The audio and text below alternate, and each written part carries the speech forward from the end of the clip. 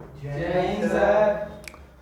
जय हिंद बच्चों, इस समय आप लोग महामना इंस्टीट्यूट के यूट्यूब चैनल से जुड़े हुए हैं और इस चैनल में मैं आप सबका स्वागत करता हूं। आज हम लोग class 12 mathematics Hindi medium NCERT book के 11th चैप्टर त्रिविमीय ज्यामिति यानी 3 डायमेंशनल ज्योमेट्री के विविध प्रश्नावली मिसलेनियस एक्सरसाइज को हम लोग पढ़ रहे हैं। और पिछले वीडियोज में क्वेश्चन नंबर 15 तक के क्वेश्चन बताए जा चुके हैं। आज हम आपको क्वेश्चन नंबर 16 बताना शुरू कर रहे हैं। आप सभी लोग ध्यान से देखें। क्वेश्चन नंबर 16 देखिए क्या कहा जा रहा है। यदि ओ मूल बिंदु, तो मूल बिंदु का निर्देशांक आपको मालूम है।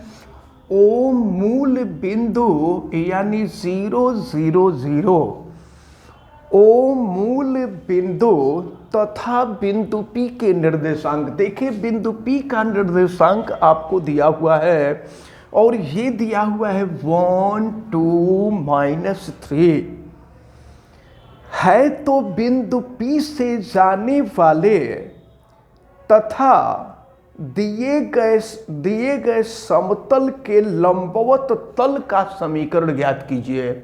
लंबवत तल का समीकरण, तो लंबवत तल का समीकरण आपको फार्मूला बताया गया था कि ax - x1 + b y - y1 + c z - z1 = 0 होता है। ये लंबवत तल का समीकरण हमने आपको बताया था। तो एक काम किया जाए, सबसे पहले आपको मालूम है कि ए बी सी जो है दिक अनुपात होता है। हम लोग दिक अनुपात निकाल लें। तो चलिए ए की वैल्यू निकालेंगे। तो देखिए x2 - x1 हो जाएगा, यानी ये हो जाएगा 1 - 0 यानी 1 हो जाएगा। अगर b की वैल्यू निकालें तो y2 - y1 हो जाएगा। तो y2 है 2 - 0 यानी 2 हो जाएगा। अब अगर हम यहाँ से c की वैल्यू निकालें तो ये z2 - z1 हो जाएगा। z2 है -3 - 0 यानी -3 हो जाएगा। और जानते हैं आपसे क्या कहा जा रहा है? आपसे कहा जा रहा है P से हो करके जाने वाले, तो जिस बिंदु से हो करके जाता है वही x1 y1 z1 हो जाता है। क्वेश्चन में आपसे कहा जा रहा था कि बिंदु P से जाने वाले, तो बिंदु P से जाने वाले उस समतल का समीकरण ज्ञात करना है। तो अब x1 y1 z1 की वैल्यू आपको दी गई है, ABC की वैल्यू हमें मालूम ही है। तो रख देते हैं a की value 1x - x1 1 plus b की वैल्यू है 2 और y - y1 हो जाएगा 2 और प्लस c की वैल्यू है -3 और फिर ये हो जाएगा z - z1। तो z1 की वैल्यू -3 तो +3 = हो जाएगा 0। इसको सॉल्व कर लिया जाए, समतल का समीकरण मिल जाएगा। तो x - 1 + 2y - 4 -3z - 9 = 0 हो जाएगा। चलिए इसको अब सही कर देते हैं। तो ये x और प्लस हो गया 2y - 3z और फिर देखें 9 - 1 -10 हो जाएगा और -4 - 14 हो जाएगा। तो -14 = 0। ये रहा समतल का समीकरण और इसी समतल का समीकरण आपसे पूछा जा रहा था। देखते हैं क्वेश्चन नंबर 17 को। क्वेश्चन नंबर 17 में आपसे कहा गया है समतलों, देखिए क्या दिया हुआ है। समतल vector r dot cap i plus 2 cap j plus 3 cap k minus 4 = 0। और फिर देखिए दूसरा दिया हुआ है वेक्टर r डॉट और ये दिया हुआ है 2 cap i plus cap j minus cap के प्लस 5 इज इक्वल टू 0। के प्रतिच्छेदन रेखा, ध्यान समझिएगा, इन दोनों समतलों के प्रतिच्छेदन रेखा को अंतर्विष्ट करने वाले तथा तल क्या दिया हुआ है आपको?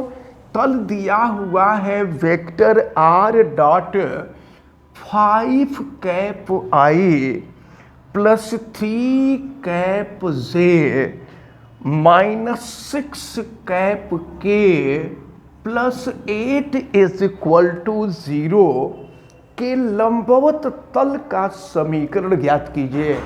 प्रश्न को आपको जरा ध्यान देना होगा। प्रश्न में क्या कहा जा रहा है? समतलों, इस समतल और इस समतल के प्रतिच्छेदन रेखा को अंतर्विष्ट करने वाले तथा इस समतल के लंबवत तल का समीकरण ज्ञात करने के लिए कहा जा रहा है। तो चलिए एक काम करते हैं, सबसे पहले प्रतिच्छेदन रेखा का समीकरण ज्ञात करें। प्रतिच्छेदन रेखा का समीकरण ज्ञात करने के लिए आपको तरीका, फार्मूला हमने बताया था। प्रतिच्छेदन रेखा का समीकरण, प्रतिच्छेदन रेखा का समीकरण देखें क्या दिया हुआ है। तो प्रतिच्छेदन रेखा का समीकरण ज्ञात करने के लिए हम क्या करते हैं कि पहले वाला समतल और प्लस लेमडा करके दूसरा वाला समतल इज इक्वल टू कर देते हैं 0, फिर लेमडा की वैल्यू निकाल देते हैं तो प्रतिच्छेदन रेखा का समीकरण मिल जाता है। तो चले देखें क्या हो जाएगा। ये है vector r dot cap i plus 2 cap j plus 3 cap k minus 4। ये हो गया आपका पहला वाला समतल और प्लस हो जाएगा लेमडा और फिर दूसरा समतल हो जाएगा। ये है vector r dot 2 cap i plus cap j minus cap k और प्लस हो जाएगा 5 इज इक्वल टू, ये हो गया 0। चलिए हम ऐसा करते हैं, यहाँ पर i को, j को और k को एक साथ हम कर देते हैं। तो चलिए देखा जाए, तो इसके लिए हम लोग i j k को एक जगह करें। तो अब जो है देखें, यहाँ पर i j k को अगर एक जगह किया जाए तो देखें क्या होगा। तो चलिए वेक्टर r के साथ जो है इसको हम चाहें तो अलग अलग कर सकते हैं। ये है vector r dot cap i plus 2 cap j plus 3 cap के माइनस हो जाएगा 4 और प्लस देखिए लेमडा का हम मल्टीप्लिकेशन कर देते हैं। तो ये है वेक्टर r डॉट और लेमडा का मल्टीप्लिकेशन कर देते हैं। तो ये हो जाएगा 2 lambda cap i plus lambda cap j minus lambda cap k और फिर लेमडा का यहाँ 5 में भी मल्टीप्लाई कर देंगे। तो ये हो जाएगा 5 लेमडा इज इक्वल टू 0 हो जाएगा। अब देखें, फिर i को एक साथ, j को एक साथ, k को एक साथ करना है, लेकिन इसके लिए हम लोगों को जो है r को हम एक जगह करें। देखिए r यहाँ है और फिर r यहाँ है, हम लोग r को एक जगह कर दें। अब जरा ध्यान पूर्वक देखें कि क्या मिलेगा फिर। तो ये हो गया vector r dot cap i plus 2 cap j plus 3 cap k और फिर इस r को एक जगह कर देते हैं। प्लस हो जाएगा vector r dot 2 lambda cap i plus lambda cap j minus lambda cap k और फिर देखें इसको हम चाहें तो अपोजिट साइड में कर सकते हैं इक्वल के। तो -4 बराबर के दूसरे तरफ गया 4 और फिर ये हो जाएगा आपका -5 लेमडा। अब हम इसमें से जो है r को एक जगह निकाल लेते हैं। तो दोनों में से अगर r को हम एक जगह कर दें तो वेक्टर r और फिर इसके बाद देखें i को अब हम एक जगह कर रहे हैं। तो i यहाँ है, i यहाँ है, तो ये हो जाएगा आपका 1 प्लस 2 लेमडा और ये हो जाएगा कैप i। इसके बाद हम जे को देखते हैं, जे क्या मिलेगा, तो ये है आपका देखें लैम्डा प्लस 2 और ये हो जाएगा कैप जे। फिर आगे बढ़ते हैं, के पर आते हैं, तो ये है आपका 3 और माइनस हो जाएगा लैम्डा कैप के और ये इज इक्वल टू हो जाएगा 4 माइनस 5 लैम्डा। अब जरा ध्यान पूर्वक देखें, एक चीज हम आपको बता दें कि अगर यह जो है सदिश समीकरण के रूप में है तो देखें होता क्या है कि जो आगे हमने फार्मूला बताया था, अब देखिए जरा तीसरा जो समीकरण है, क्वेश्चन में आपसे क्या कहा जा रहा था, आपसे ये कहा जा रहा था कि इन दोनों समतलों के प्रतिच्छेदन रेखा का समीकरण, तो इन दोनों समतलों के प्रतिच्छेदन रेखा का समीकरण ये है और फिर ये कहा जा रहा है कि ये जो है इस पर लंब है। तो जब लंब होगा, प्रश्न में आपसे यही कहा जा रहा है कि लंबवत तल का समीकरण ये लंब है, तो जब लंबवत होगा तो जानते हैं इसमें क्या होगा कि अगर हम देखिए, अगर हम यहां पर कार्तीय रूप में तो ये है नहीं, सदिश रूप में है, तो सदिश रूप में है तो अगर i के कॉफिशिएंट को L1, j के कॉफिशिएंट को M1 और k के कॉफिशिएंट को N1 माने, इसी तरह से दूसरे समीकरण में i के कॉफिशिएंट को L2, j के कॉफिशिएंट को M2 और n के कॉफिशिएंट को N2 माने, तो आपको मालूम है कि लंब जब होते हैं, दो समतल लंब होते हैं या दो रेखाएं जब लंब होती हैं तो L1 L2 plus M1 M2 plus N1 N2 equal to 0 होता है। इस फार्मूले को आपको पहले बताया जा चुका है, तो इसी फार्मूले का हम यहाँ यूज करेंगे। चलिए देखते हैं, यहाँ पर i का कॉफिशिएंट 1 प्लस 2 लैम्डा और यहाँ i का जो कॉफिशिएंट है वो 5 है। इसके बाद देखिए j का जो कॉफिशिएंट है लैम्डा प्लस 2 होगा, यहाँ पर j का जो कॉफिशिएंट है वो 3 है और यहाँ देखें k का कॉफिशिएंट 3 माइनस लैम्डा, फिर यहाँ पर k का जो कॉफिशिएंट है वो -6 है और ये इज इक्वल टू हो जाएगा 0, लंब होने की यही कंडीशन होती है। अब इसको हम सॉल्व करेंगे तो लैम्डा की वैल्यू निकल जाएगी। चलिए देखते हैं, सॉल्व करते हैं, तो ये हो जाएगा 5 प्लस 10 लैम्डा और प्लस ये हो जाएगा 3 लैम्डा प्लस 6 और फिर ये हो जाएगा आपका -18 और प्लस हो जाएगा 6 लैम्डा इज इक्वल टू 0। फिर देखिए क्या मिलेगा, 6 लैम्डा और 3 लैम्डा 9 लैम्डा और प्लस 10 लैम्डा, ये हो जाएगा 19 लैम्डा। और फिर देखिए क्या है, यहाँ पर ये है 6 और 5 11 और 11 माइनस 18 कर दीजिए तो -7 हो जाएगा, 11 माइनस 18 तो -7 इज इक्वल टू 0 हो जाएगा। या यहाँ से अगर लैम्डा की वैल्यू हम निकालें तो ये 7/19 हो जाएगा। तो लैम्डा की वैल्यू तो निकल गई, अब हम लैम्डा की वैल्यू रख दें, देखिए लैम्डा की वैल्यू अगर हम यहाँ रख दें तो लंब समतल का समीकरण निकल जाएगा। तो चलिए अब हम जो है यहाँ पर रखते हैं, चलिए ये लैम्डा की वैल्यू हम यहाँ नोट कर ले रहे हैं, लैम्डा इज इक्वल टू 7/19 और फिर इसको हम इरेज करके और यहीं पे वैल्यू रख रहे हैं। देखिए यहाँ पर जो है इसी फार्मूले में हम लैम्डा की वैल्यू रख देंगे तो हमारे समतल का समीकरण निकल जाएगा। देखें वेक्टर r डॉट 1 प्लस 2 और लैम्डा की जो वैल्यू है वो 7/19 कैप आई है और फिर लैम्डा की वैल्यू जो है ये आपका 7/19 प्लस 2 कैप जे और फिर ये हो जाएगा आपका 3 माइनस लैम्डा 7/19 कैप के और फिर ये हो जाएगा 4 माइनस 5, लैम्डा की वैल्यू हो जाएगी 7/19। चलिए इसको सॉल्व करते हैं अब हम, तो ये हो जाएगा आपका वेक्टर r डॉट, जरा देखिए ये है आपका, हम यहाँ भी मल्टीप्लाई कर देते हैं तो 19 आप प्लस 7 2 14 हो जाएगा, ये 14/19 और ये हो जाएगा कैप आई। फिर आगे बढ़े हम तो ये देखिए क्या है 7 और प्लस ये 19 टू जा 38 हो जाएगा।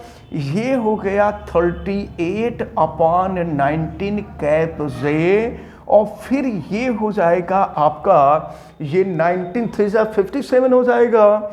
ये हो गया आपका 57 माइनस 7 अपॉन 19, और ये हो जाएगा कैप के इज इक्वल टू, ये हो जाएगा आपका अब 19 में आप जो है 4 का मल्टीप्लाई कर दीजिए 76 हो जाएगा। ये हो गया 76 और माइनस ये हो जाएगा 5 7 जा ये 35 अपॉन हो जाएगा ये 19।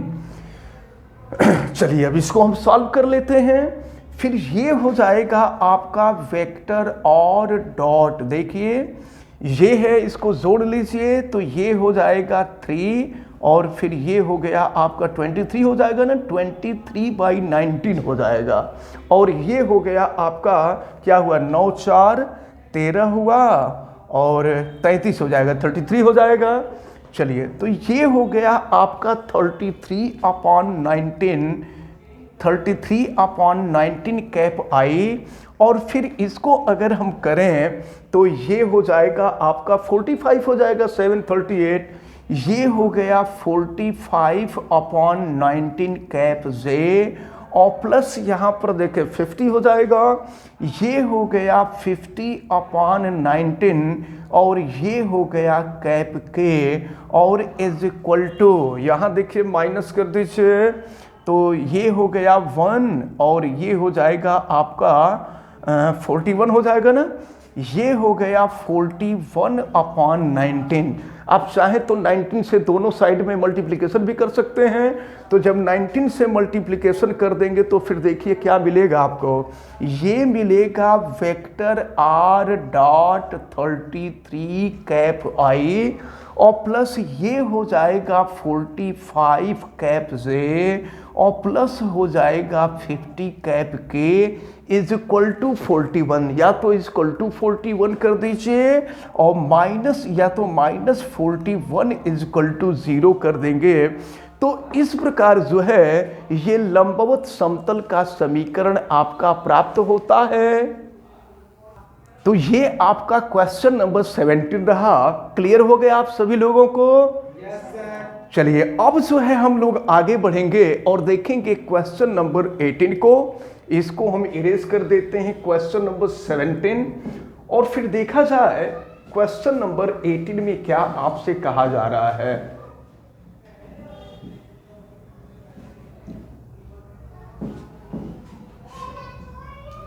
देखते हैं क्वेश्चन नंबर 18 को। यहां पर कहा जा रहा है बिंदु -1 -5 -10। देखें बिंदु -1 -5 -10। तो देखें इसको हम चाहें तो वेक्टर ए के भी फॉर्म में लिख सकते हैं। Vector A is equal to, देखिए पहले वाले के साथ आई, दूसरे के साथ जे, तीसरे के साथ के लगा दिया करते हैं। तो ये हो जाएगा माइनस कैप आई -5 कैप जे हो जाएगा, और फिर माइनस हो जाएगा 10 कैप के। इसको हम वेक्टर ए मान लेते हैं। अब देखिए कि क्या कहा जा रहा है क्वेश्चन में आपसे, बिंदु इतने से तथा रेखा, बिंदु इतने से रेखा, और देखिए कौन सी रेखा आपको दी गई है। तो ये दिया हुआ है vector r is equal to 2 cap I minus cap J और प्लस 2 कैप के और प्लस हो जाएगा lambda 3 cap I plus 4 cap J, और फिर ये दिया हुआ है प्लस 2 कैप के। ध्यान दीजिए दिया गया है बिंदु इतने से तथा ये आपको दिया हुआ है रेखा और एक समतल, ये रेखा है और एक समतल दिया हुआ है।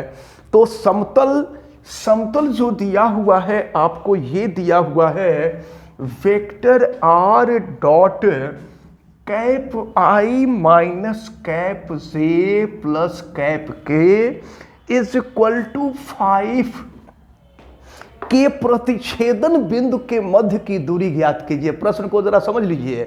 क्वेश्चन में आपसे यह कहा जा रहा है कि इस बिंदु और ये रेखा और ये समतल दोनों एक दूसरे को जिस बिंदु पर प्रतिच्छेद करते हैं, तो इस बिंदु और इन दोनों के प्रतिच्छेदन बिंदु के बीच की दूरी ज्ञात कीजिए। तो सबसे पहले तो हम लोगों को यह ज्ञात करना होगा कि इस रेखा और इस समतल के प्रतिच्छेदन बिंदु का निर्देशांक क्या होगा। तो प्रतिच्छेदन बिंदु का निर्देशांक ज्ञात करने के लिए जानते हैं क्या है, यहां पर वेक्टर आर की जो वैल्यू दी गई है ना, वेक्टर आर की वैल्यू हम यहां पे रख देते हैं। रख करके सॉल्व करते हैं तो आई जे के जो कॉफिशिएंट मिलते हैं वही इन दोनों का प्रतिच्छेद बिंदु मिलता है। तो चलिए देखते हैं, वेक्टर आर की वैल्यू हम यहां रख रहे हैं। तो लेकिन इसके पहले अगर हम लोग आई को पहले कर लेते, आई को एक जगह, जे को एक जगह और के को एक जगह कर लेते तो थोड़ा सा आसान हो जाता। तो इस समतल के समीकरण को हम बाद में लिखेंगे, पहले ही आई जे के को एक साथ हम कर लेते हैं। तो vector R is equal to, देखिए आई को एक जगह कर रहे हैं तो ये है 2 और प्लस हो जाएगा 3 लैम्डा कैप आई। इसके बाद जे को हम देखते हैं तो जे में हम आएंगे तो ये हो जाएगा 4 लैम्डा अब -1 कैप जे हो जाएगा। और फिर के को हम देखें तो के को देखिए ये है आपका 2 और प्लस हो जाएगा 2 लैम्डा कैप के हो जाएगा। आई को एक जगह कर लिया गया है 2 + 3 लैम्डा, जे को एक जगह कर लिया गया है 4 लैम्डा -1 और के को एक जगह कर लिया गया है, ये है 2 और प्लस हो गया 2 लैम्डा। तो ये हो गया ये रेखा का समीकरण। और समतल का जो समीकरण आपको दिया था, वेक्टर और dot cap I minus cap J और प्लस कैप के इज इक्वल टू दिया हुआ है 5। अब इन दोनों का, इस रेखा और इस समतल के प्रतिच्छेद बिंदु का निर्देशांक ज्ञात करें। तो इसके लिए वेक्टर आर की वैल्यू हम यहाँ रखेंगे, यानी दोनों समीकरण को हल करेंगे।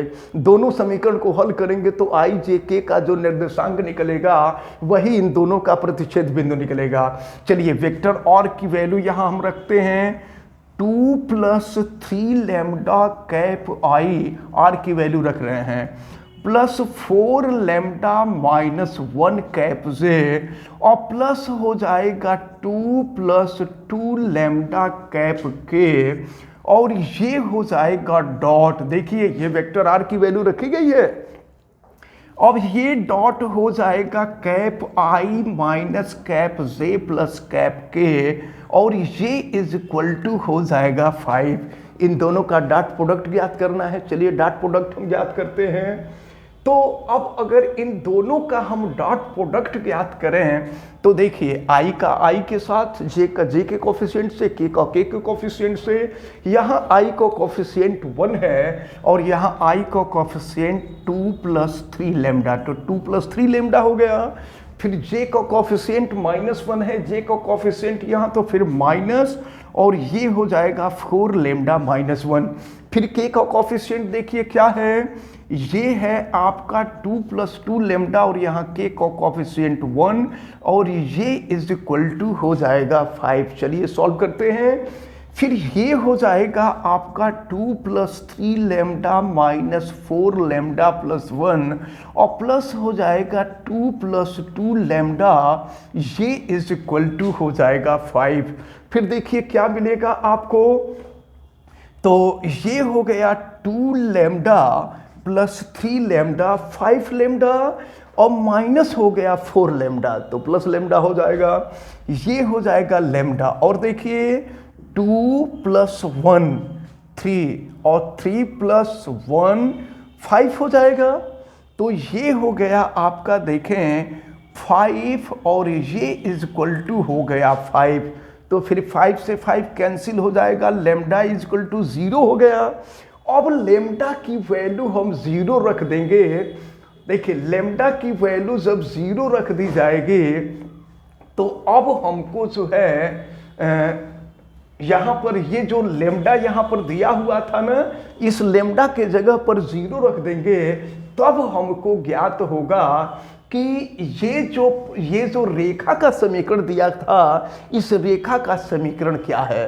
तो देखिए लेमडा की वैल्यू 0 यहाँ रख देते हैं, तो जब लेमडा की वैल्यू 0 रख देंगे तब तो ये पूरा का पूरा 0 हो जाएगा, और पूरा का पूरा 0 हो जाएगा तो vector r is equal to ये हो जाएगा 2 cap i minus cap j और प्लस हो जाएगा 2 कैप के, सुनिए यहां पर जो निर्देशांक आपको मिला था ये -1, -5, -10 था, और यहां पर जरा निर्देशांक अब यहां लिख लें तो यहां एक कोफिशिएंट के रूप में हमने i j k के साथ लिख दिया था। यहां पर निर्देशांक अगर हम देखें तो i का कोफिशिएंट 2 है, j का कोफिशिएंट -1 है और k का कोफिशिएंट 2 है। तो जानते हैं क्या है, प्रश्न में आपसे जो कहा जा रहा था, प्रश्न में आपसे यही कहा जा रहा था कि इस बिंदु से और इन दोनों, देखिए इस रेखा और इस समतल के प्रतिच्छेदन बिंदु के बीच की दूरी ज्ञात कीजिए।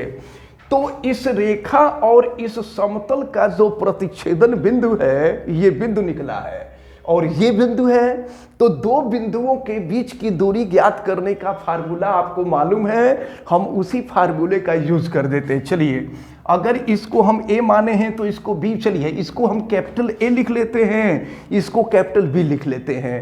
अब हम a b निकाल लेते हैं, दो बिंदुओं के बीच की दूरी √x1 minus x2 whole square plus y1 minus y2 whole square plus z1 minus z2 whole square.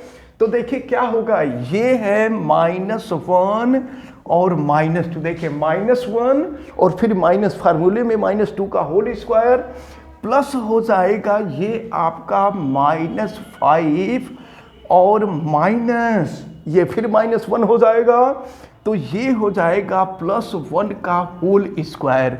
और फिर देखें क्या है, ये है -10, यहाँ में लिख देता हूँ -10 माइनस यहाँ पर 2 है, तो ये हो जाएगा 2 का होल स्क्वायर। अब देखते हैं फिर क्या मिलेगा, तो AB इज इक्वल टू ये हो गया आपका -1 -2 -3, तो -3 का स्क्वायर कर देंगे 9 हो गया, और ये देखिए 1 -5 किए तो -4 हो गया, और -4 का स्क्वायर कर देंगे तो 16 हो जाएगा। ये -12 हो गया, -12 का स्क्वायर कर देंगे तो 144 हो जाएगा, और अगर इस सबको जोड़ दें तो 169 हो जाएगा। 16, 25 और 144 हम जोड़ देंगे तो ये हो जाएगा 169, और फिर AB की जो वैल्यू होगी ये हो जाएगी 13 यूनिट। यानी आपसे यही पूछा जा रहा था कि इस बिंदु और इस रेखा तथा समतल के प्रतिच्छेदन बिंदु के बीच की दूरी ज्ञात कीजिए। तो ये दूरी जो होगी ये 13 यूनिट के इक्वल होगी। तो क्लियर हुआ ये क्वेश्चन नंबर 18। Yes sir. देखते हैं क्वेश्चन नंबर 21 में दिया है, यदि एक समतल के अंतःखंड यानी समतल के द्वारा x अक्ष, y अक्ष और z अक्ष पर काटे हुए अंतःखंड ABC हो, तो मूल बिंदु से दूरी और मूल बिंदु से इसकी दूरी p इकाई हो, तो सिद्ध करना है 1/a square plus 1/b square plus 1/c square is equal to 1/p square. तो आपको मालूम है कि अंतःखंड के रूप में समतल का जो समीकरण होता है वो x/a plus y/b plus z/c is equal to 1 होता है। यहाँ हम कर देते हैं -1 इज इक्वल टू 0, और मूल बिंदु जो होता है वो 0 0 0 होता है। कहा जा रहा है कि मूल बिंदु से इस समतल के बीच की जो दूरी है वो p है। तो इतना सिद्ध करना है। तो चलिए 0 0 0 से इस पर लंब डाल देते हैं। तो क्या है, x के जगह पे 0 कर देंगे, 0/a प्लस हो जाएगा 0/b प्लस 0/c माइनस 1 क्या होता है, अंडर रूट x के कोफिशिएंट का स्क्वायर प्लस y के कोफिशिएंट का स्क्वायर प्लस z के कोफिशिएंट का स्क्वायर। तो ये हो जाएगा 1/a square plus 1/b square plus 1/c square. और ये दूरी जो आपको दी गई है ये p के इक्वल दी गई है। तो अब देखिए ये तो ये भी 0, ये भी 0, ये भी 0 हो गया। अब ये हो गया -1 अपान हो जाएगा under root 1/a square plus 1/b square plus 1/c square equal to हो जाएगा p।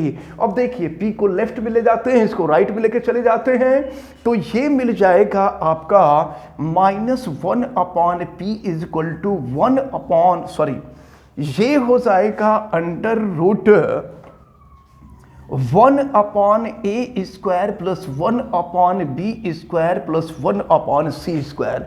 दोनों पक्षों का वर्ग कर दिया जाए, तो दोनों पक्षों का वर्ग कर देंगे तो 1/p square equal to 1/a square plus 1/b square plus 1/c square. अगर इसी को सही तरीके से लिख दिया जाए तो बिल्कुल यही मिल जाएगा 1/a square plus 1/b square plus 1/c square equal to 1/p square. ये क्वेश्चन टफ नहीं है, इजी है, लेकिन ये कई बार आपसे एग्जाम में पूछा गया है, इसलिए इसको आप अच्छी तरह से तैयार करके रहिएगा। और इस प्रकार ये जो त्रिविमीय ज्यामिति है, ये त्रिविमीय ज्यामिति आपकी कंप्लीट होती है। क्लियर हो गया आप सभी लोगों को? तो हमें उम्मीद है कि जो लोग वीडियो देख रहे हैं उनको भी ये सभी क्वेश्चन जो बताए गए हैं ये आपको अच्छी तरह से समझ में आए होंगे। आप वीडियो को लाइक ज़रूर कीजिएगा, और अगर आप चैनल पे नए हैं तो चैनल को सब्सक्राइब भी कर लीजिए, बेल आइकन को भी प्रेस करें। और अगर किसी प्रकार की कोई दिक्कत समझ में आती है तो आप हमें कमेंट करके ज़रूर बतावें, और वीडियो को मैक्सिमम स्टूडेंट तक शेयर ज़रूर करें। आप सभी लोगों का बहुत बहुत धन्यवाद। जय Hind. Thank you, sir. Yours welcome.